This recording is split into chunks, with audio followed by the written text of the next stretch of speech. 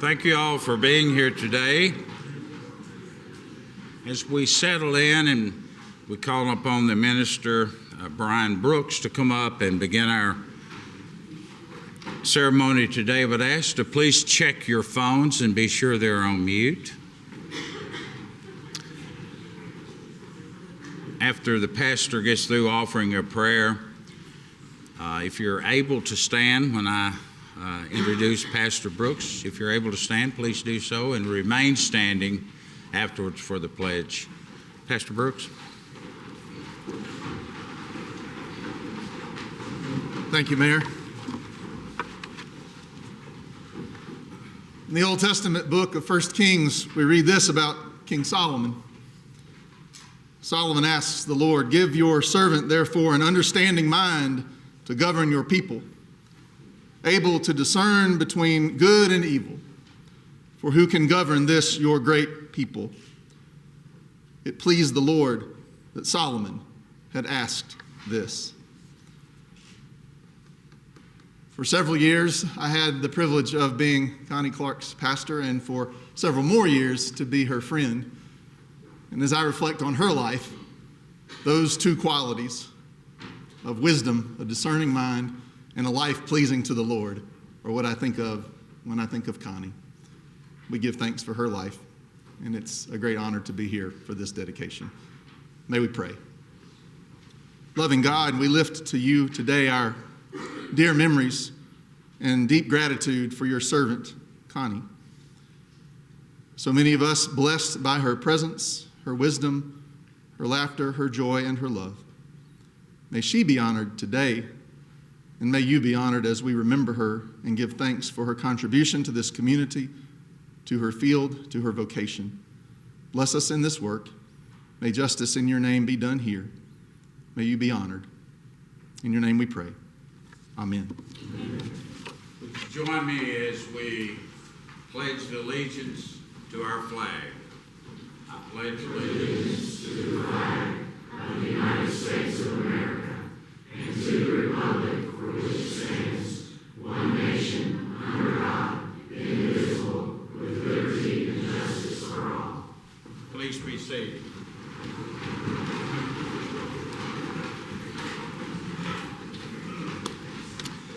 Once again, we welcome you here today to this ceremony. I've been asked to make a few remarks, and I would like to do that. As I was putting some thoughts together, thinking of Justice Clark, what does a life look like that's meaningful? How should we invest our time and our energy and our resources over the years? How can we make a difference in this world and leave a legacy? How do we experience this happiness and joy and fulfillment on a day-to-day basis? What is this good life?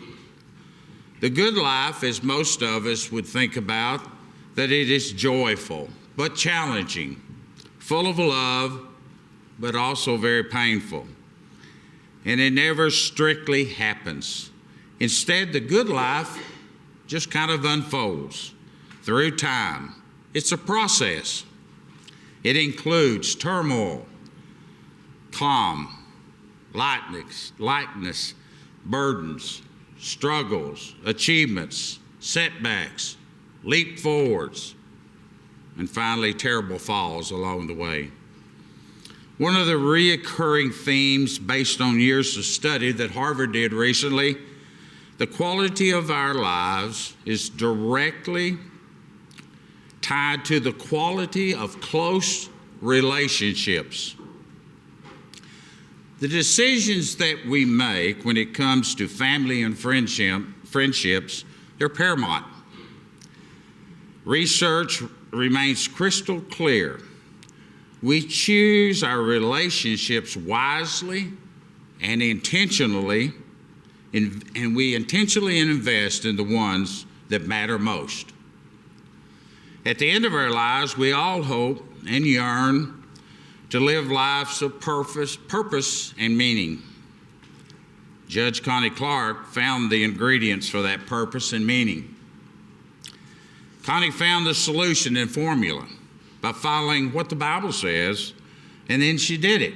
She loved her God with all of her heart and soul, and then she loved her neighbors likewise. Her faith was her life and her barometer. Connie was focused on a relationship with God and a relationship with others. That's why we're here today. She loves you, and we love her.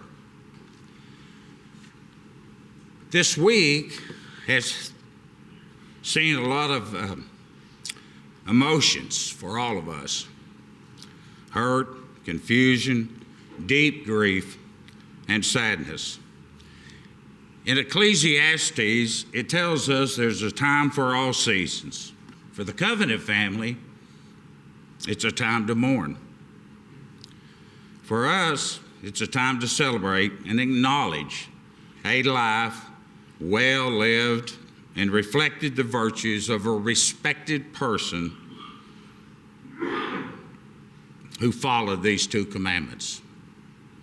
A person we all miss, but she left an example for us to follow, to have that joy and happiness through grace and mercy taught to us by one of our own, Justice Connie Clark.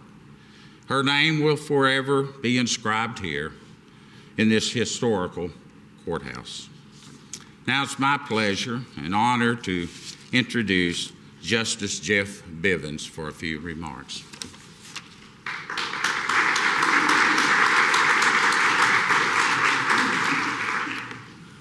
Thank you, Rogers. It's indeed an honor for me to be here today as well. It's a time for us to have an opportunity to remember the memory of Connie Clark, both Connie Clark the person, Connie Clark the justice, and Connie Clark the community servant. There is something that's so appropriate about today because of Connie's devotion to the rule of law throughout her career. I know that all of us can hear her now complaining about all the attention that has been called upon her with different honors since her passing. But to me, this one may be the ultimate one because of, as I say, her devotion to the rule of law. She spent her life, her full adult life doing that. I had the opportunity and the honor to see it day to day for a number of years too, as when we served together on the Supreme Court. Obviously, we had known each other for much longer than that, but it was such a privilege for me to work down the hall from her and to be able for us to go to each other's offices almost on a daily basis and talk about not only the law, but talk about church, talk about service to the Lord, talk about community, and just to see the hearts that develop there. But as a part of that, and her devotion to the rule of law, it was always such a pleasure to talk to her about those legal matters. And she and I came, I'm identified as a Republican, she's identified as a Democrat. That never came up in a single conversation we had. And I would suggest to you that it never came up in our decisions. In over 250 decisions that we did together, we disagreed on the result of 7. And the reason for that was devotion to the rule of law and doing what she knew was the right thing to do, even if it was something that was very difficult for her to do personally. And I know there were some specific areas where it was extremely difficult for her to do, but she was willing to do that. So to have this honor here today, and I want to thank Rogers and everyone else from the county for giving her this honor, because to name this historic courtroom after her, I think, is the ultimate honor that even she would enjoy. When you look at Connie's life, as Rogers pointed out, there are so many aspects to it. It was the service to the judiciary, of which I've talked about. Many of us can still remember her sitting right up there, serving as a trial court judge. Many of us remember her serving as the director of the Administrative Office of the Courts that oversaw all courts in the state of Tennessee. And then most of us can remember her time service as a justice on the Tennessee Supreme Court, including a stint as Chief Justice. But it wasn't only the judiciary to which she was devoted. She was devoted to her church. The roles that she played in church leadership were far and wide. Obviously not only at the local level, but the state level, national level, and even the international level through her service. And it was indeed an honor to watch what she did. But yet, even with all that going on, she also devoted herself to her city, her state, and her country in many other ways too, through the service of nonprofit boards, through other areas. There was very few areas where you could look and see that Connie didn't touch in this city, in this county. And it was such an honor to watch her. One of the things that she touched greatly related to the judiciary, but also in service to our state, our country, was her devotion to access to justice. She was so devoted to all Tennesseans being able to access the courts, whether or not they were able to afford legal representation or not. Her leadership through the Tennessee Access to Justice Commission, and in particular, her developing of the faith initiative that brought congregations and the judiciary together to help bring justice to all Tennesseans, is something that will never be replicated and will never be forgotten and will live together. And yet all those things that she did, at no time did she ever forget her friends and particularly her family. I've talked about those times when we'd be together in her office or my office. And there were multiple occasions when she would look at her watch and say, oops, I've got to go. I've got to get to a ball game. I've got to get to a track meet. I've got to get somewhere because of that devotion to the family. And it was an incredible focus. It was an incredible love. And it was an incredible dedication that to see all those things in one individual is something that I suggest to you we may never, ever see again in our lives. So as I close today, again, I want to thank you. I think this is the perfect way to honor Connie Clark, to name this historic courtroom in her honor. And I want to thank you for letting me be a part of it and thank the county for doing it. Thank you very much.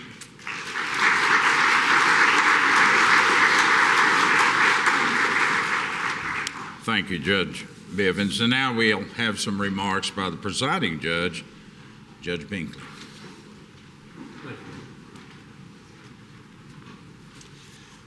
Good afternoon, everyone. It is my honor today to speak on behalf of myself as well as my colleagues. I am the, I guess you call it, we call it a lot of different things back in our offices, but I'm the presiding judge, and before you think that's some kind of big deal, it's not, I can assure you. But I am speaking today on behalf of my colleagues and myself. My colleagues have talked to me about this day and discussed with me what an honor, obviously, it will be for all of us to try cases in a courtroom named after one of our best and most knowledgeable colleagues, Connie Clark. We all respect Connie. She has been a mentor to all of us, and she has particularly been a mentor to me. With regard to my colleague, Judge Hood, these are her words. I met Justice Clark in 1991. Since that time, I have tried to emulate her both in her career and her humanity. Justice Clark was not only brilliant, she was kind, with a sharp wit, that's for sure. I am truly blessed by her example and by the friendship and support she and her beloved sister, Kathy, offered to me. Of all Justice Clark's tributes, and there are many, Judge Hood says, I strongly suspect she is the most pleased with the naming of this reverent courtroom in her honor. Thank you, Judge Hood. I have known Connie. I've called her Connie forever. I met her in my last year, third year law school at Vanderbilt in 1977. Connie had gone to Harvard to get her master's in education. Then she, I believe, went down to Atlanta and taught there, and then came over to Vanderbilt Law School. So when I was a third-year student, she was a first-year student. I remember Connie coming to me and introducing herself to me. My older sister, Lou, went to undergraduate at Vanderbilt, and Connie and Lou were in the same sorority and were good friends. She also knew my brother, Joe Binkley Jr., but didn't know him personally. In addition to that, when Connie introduced herself to me, she said, "You must be the baby Binkley." And I said, "Well, I guess so. I guess I am." So at any rate, we got to be really good friends, and I got to realize quickly how bright Connie was. One example, she was always helping me understand things. Connie had an incredible ability to take complicated material and break it down and make it simple. There's one example, particularly with me, where that didn't quite work. I remember for some reason, I took corporate tax my third year of law school. I have no clue what made me decide to do that. I wanted to be a trial lawyer, and why I took that kind of course, I'll never know. Anyway, I got myself into it.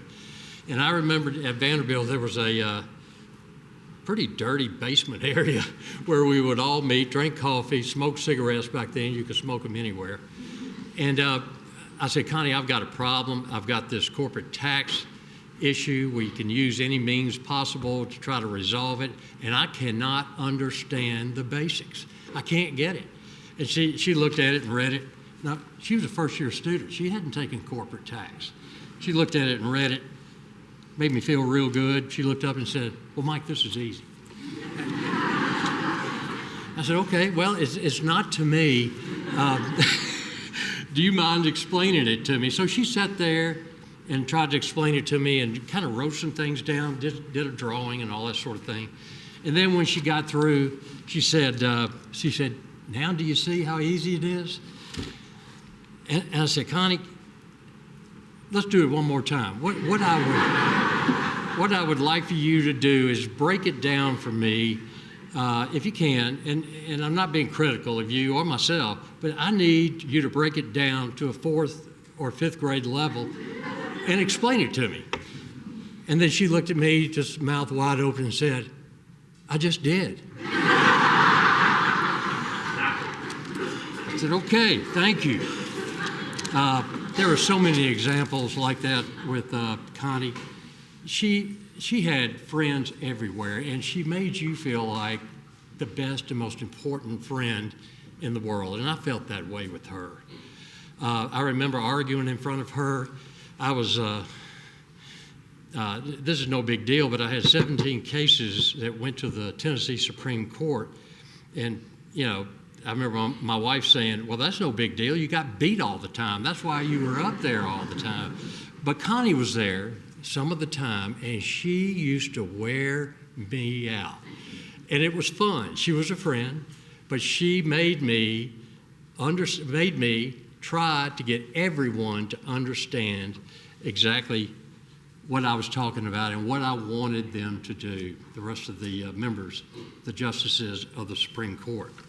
One last thing, there's so many stories of Connie, but I remember when I was running for office many years ago, back in 2012, I went and talked to some friends and trying to get a feel for some friends whether or not I should go ahead and run. I've been in practice for almost 35 years, and it was a big move.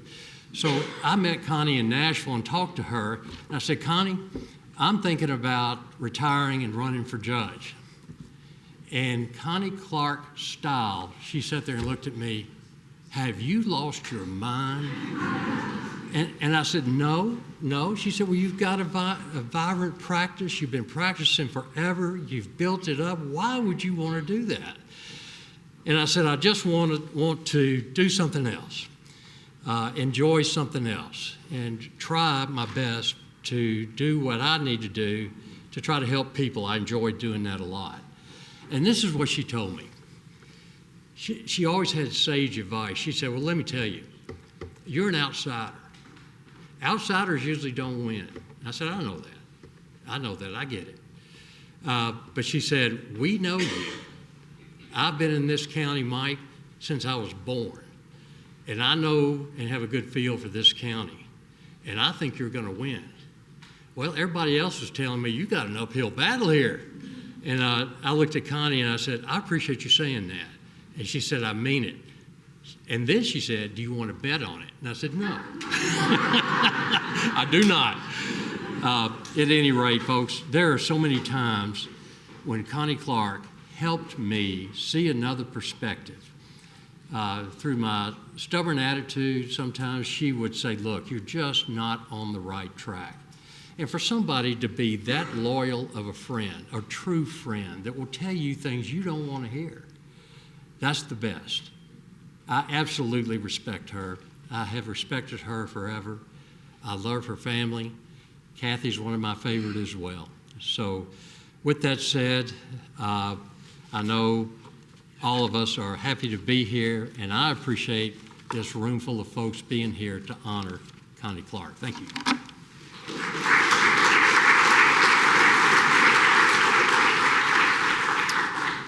Thank you, Judge. And next we have the retired Judge, James G. Martin III, to say a few remarks. Judge.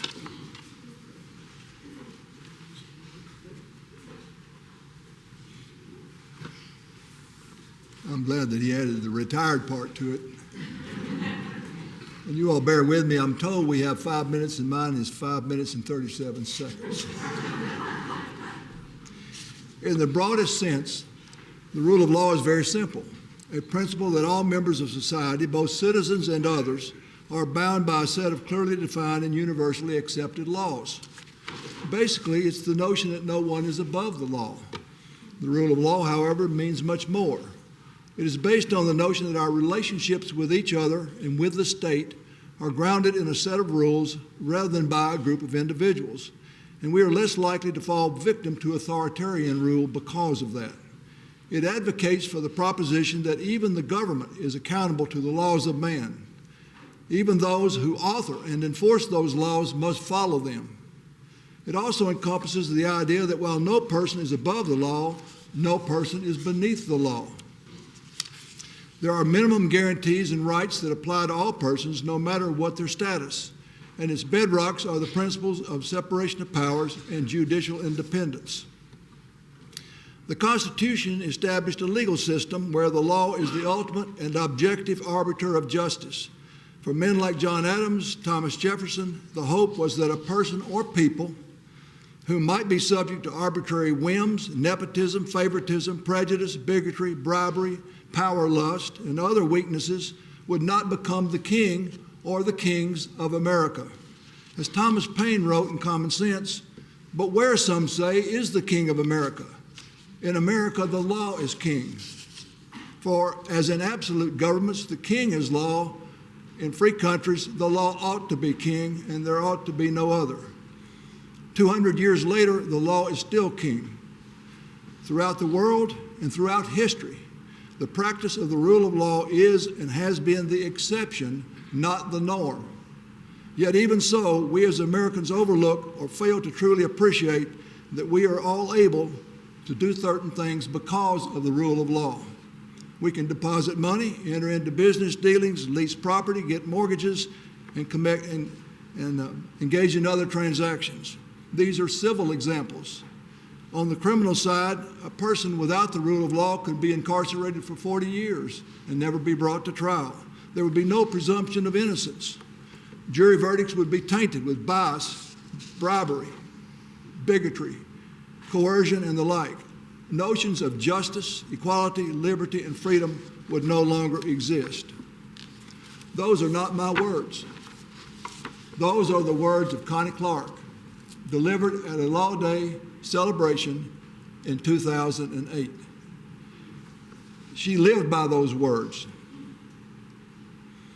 And those words that I've read to you today apply just as much in 2023 as they did in 2008.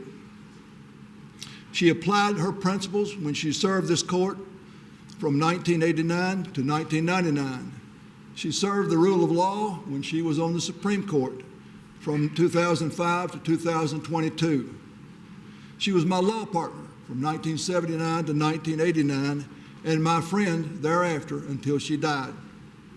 I observed her interaction with clients, opposing counsel, and other members of our law firm. I observed her interaction with members of the community and with members of her family. And in those non-judicial capacities, Connie followed a set of rules not unlike the rule of law. She followed the golden rule in dealings with others. She was honest and she was candid. If she was asked a question, she would answer it with a kind and respectful response. You might not like the response you received from Connie, but you accepted it knowing that it was given the way it was delivered. Connie was dedicated to serving all of Williamson County, the known and the unknown, the rich and the poor. She made no distinction in her service based upon who was before her. She was an academic, she was a scholar, she was a teacher, but she did not speak as an academic or a scholar in her language in dealing with others. The contributions that she made to the city of Franklin, when she was the city attorney for Franklin, were extraordinary.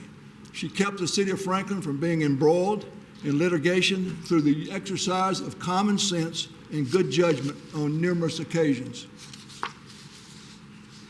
The contributions that she made to her church, the Franklin First United Methodist Church, are legion, and to the denomination beyond the local congregation.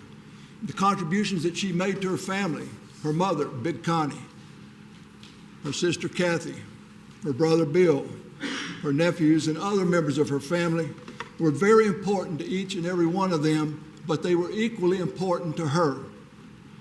It's virtually impossible to comprehend how Connie Clark could accomplish all that she did in her service to this county, to her family, to her church, and still have time left for herself.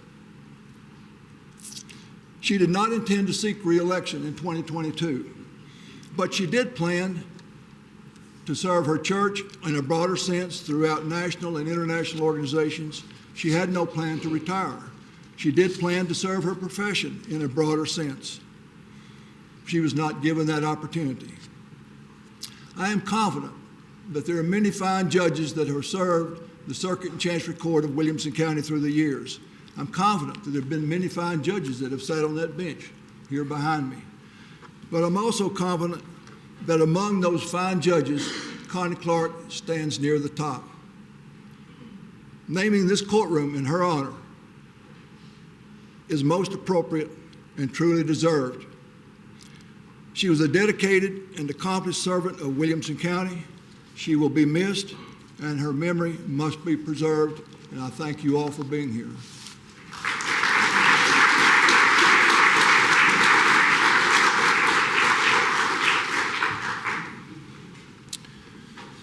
Thank you, Judge. And next, we're going to have some remarks by Reed and Clay, the families of if you don't mind at this time.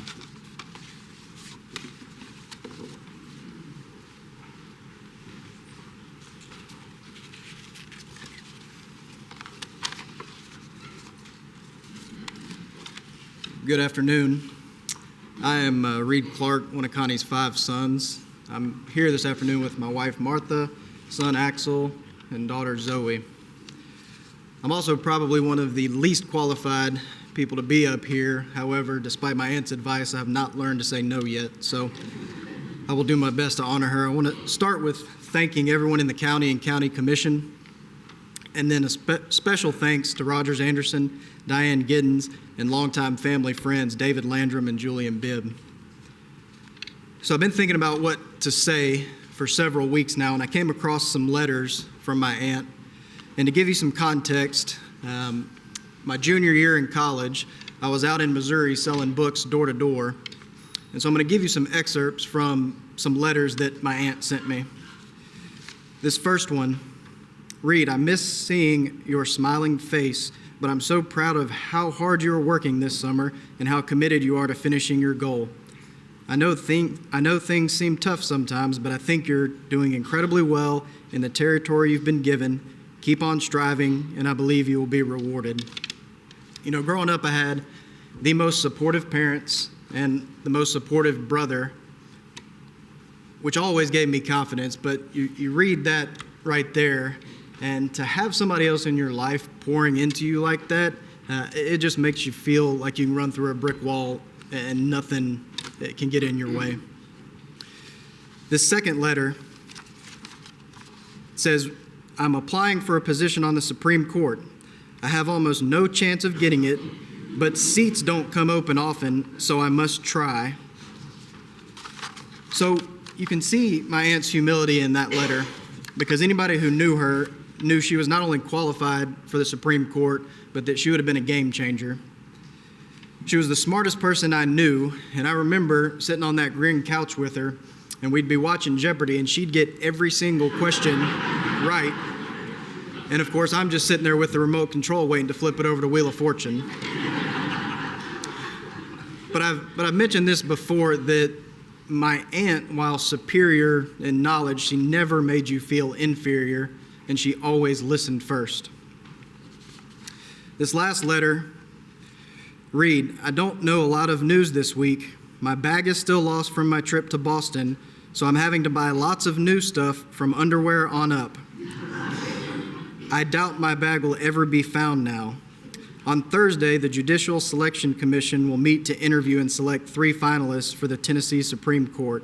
I'm very nervous about this, but I hope it will go well for me. I guess someone will let you know if I made it to the finals. Well, we all know what the result was. My aunt was elected, and her impact on that position will be remembered forever. I will also remember the fact that my aunt just told me she had to buy everything from the ground up in her undergarments.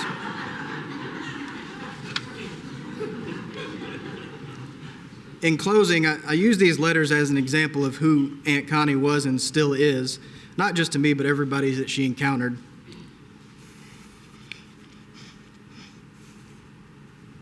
I remember several of her speeches, and one of the overwhelming themes she always talked about was once you get to the top, you don't take the ladder away, but you reach back and you help everybody behind you get to where you are, and you do it with love and compassion and unwavering support.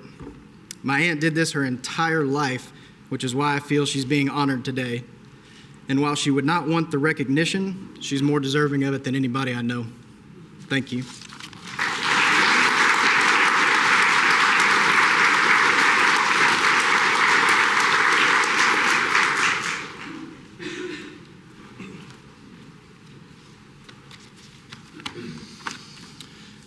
They gave Judge Martin 5 minutes. Smartly, they gave me 3 minutes.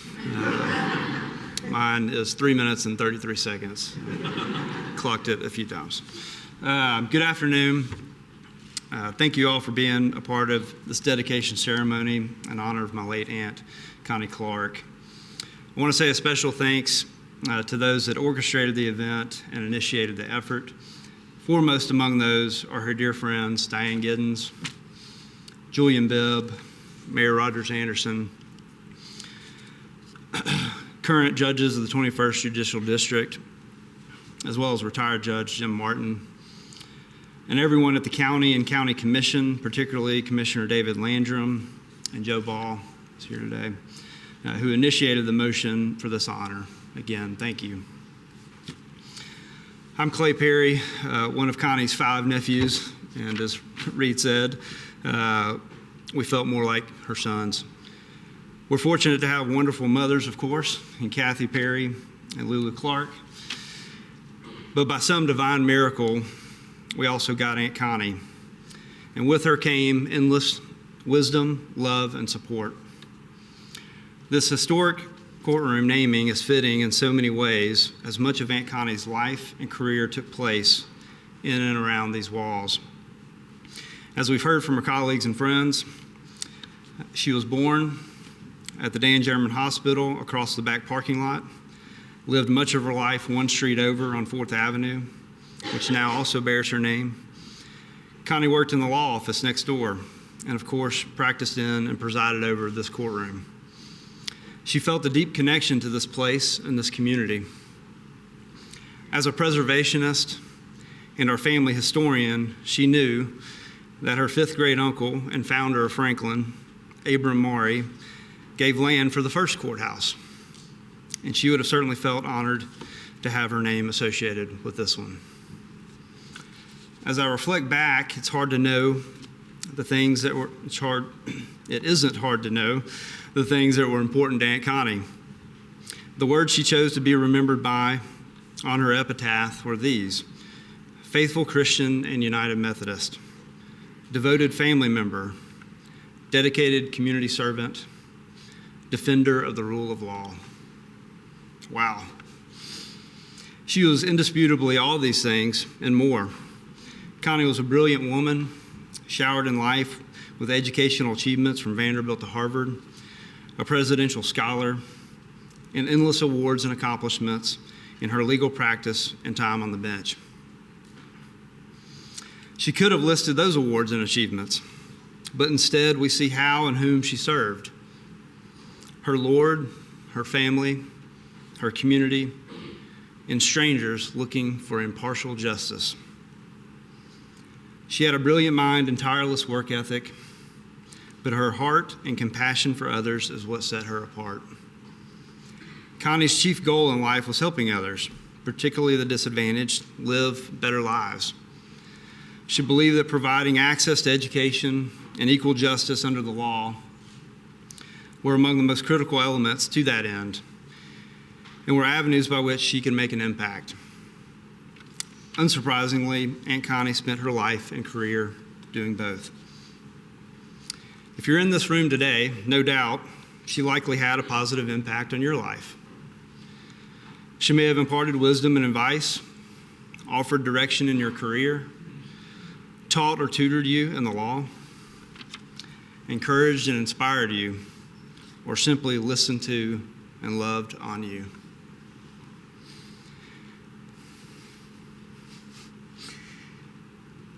These are all the things we'll miss about Connie. But her legacy will be how we continue to do these things for others.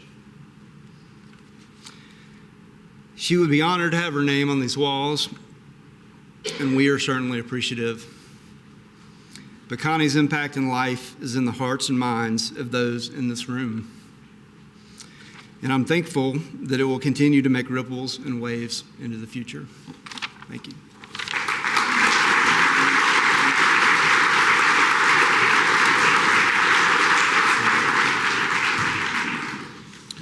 Thank you, Reed.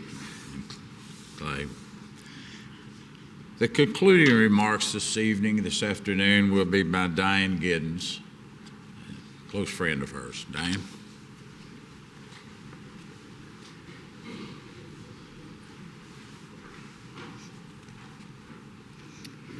Good afternoon, and thank each and every one of you for being here today. This is a very special day. It's very memorable to the family, and it's very memorable to me. I have fond memories of knowing and working with Connie Clark, beginning when she was legal counsel for the city of Franklin. One thing I think we all can agree upon is the fact that though Justice Clark was a member of the state's highest court, she never forgot her roots here in Williamson County and Franklin, Tennessee. She remained a dear friend and mentor to those whom she grew up with and worked with, and those she befriended throughout her early years and throughout her career. Though she became a judge, she never judged anyone. She served as a Supreme Court justice, yet she remained a loyal friend you could call upon, confide in, share with, laugh, and love. My career with Williamson County began working in this historic courthouse and included attending many meetings in this very courtroom, from legislative meetings and judicial hearings in this beautiful courtroom. Entering this courtroom has always touched my heart in a special way, and it commands its own kind of respect. Today, as we place Justice Clark's name on this beautiful and timeless courtroom, It will forever reflect the impartial, fair, and ethical way she treated all others and serve as a reminder for each of us to do the same. At this time, I would like to ask her beloved sister Kathy to do the honor of unveiling the official dedication plaque.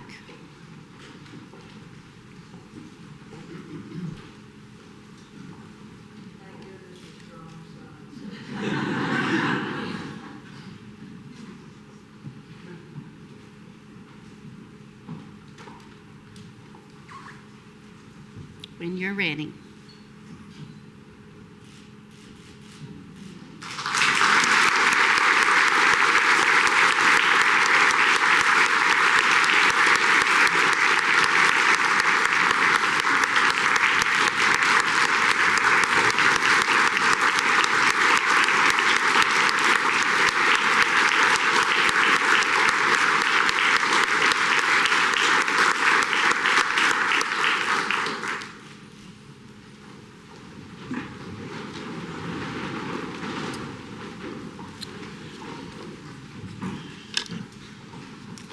So that concludes the official ceremony we have today.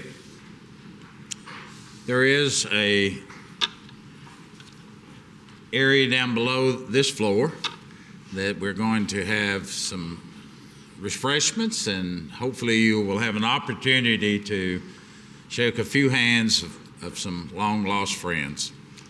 I've also been asked that the family stays behind and all of us leave out so the family can see and get some pictures and photos of the new